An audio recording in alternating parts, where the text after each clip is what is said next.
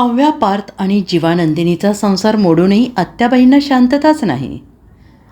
लग्नानंतर होईलच प्रेममध्ये मोठा ट्विस्ट. लग्नानंतर होईलच प्रेमच्या लेटेस्ट भागात नंदिनी आणि पार्थ यांच्या जोडीदारांनी फसवणूक केल्याचे समजून हतबल झाल्याचे दाखवले आहे.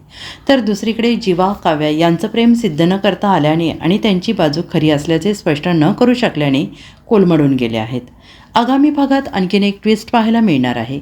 काव्याच्या बाजूने तिची आई ठामपणे उभी राहते. काव्याने जीवासोबतच्या अफेअरचं सत्य तिच्या आईला सांगितलं होतं.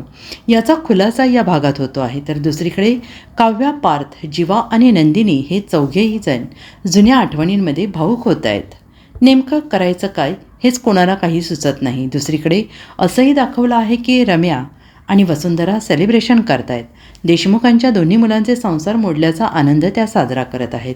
आजच्याच भागात वसुंधरा रम्याला सांगते की दुसऱ्या दिवशी देशमुखांच्या घरात आणखीन एक धमाका होणार आहे.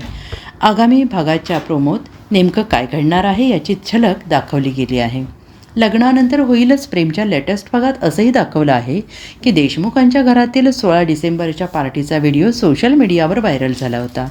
जीवा आणि काव्याचे अफेअर होते ही बाब आता सोशल मीडियावर पसरली आहे. त्यावरून काव्या आणि जीवाचे आक्षेपार्ह भाषेत ट्रोलिंग होते. आता आगामी भागात प्रोमोमध्ये यानंतर उमटलेले पडसाद दाखवले आहेत. आगामी भागाच्या प्रोमोत दाखवलं आहे की काही पत्रकार देशमुखांच्या घरापर्यंत पोहोचतात. पार्थला ते सवाल करतात, तुमच्या भावाचं तुमच्या बायकोसोबत अफेअर होतं, याबद्दल तुम्हाला काय वाटतं? तुमचा भाऊ इतके दिवस तुमचा विश्वासघात करत होता हे समजल्यावरही तुम्ही एकाच छताखाली कसे राहताय? इत्यादी असे सवाल ऐकून पार्थ, जीवा आणि मानिनी या सर्वांनाच धक्का बसतो. दुसरीकडे या प्रोमोमध्ये असेही दाखवलं आहे की काही महिला मोर्चा घेऊन मोहितेंच्या घरापर्यंत पोहोचतात. दीर वहिनीमध्ये आक्षेपार्ह नातं असण्याबद्दलचे फलक त्यांच्या हातात असतात. त्या महिला काव्याचा उल्लेख सभ्य समाजाच्या तोंडाला काळीमा फासणारी असा करत आहेत.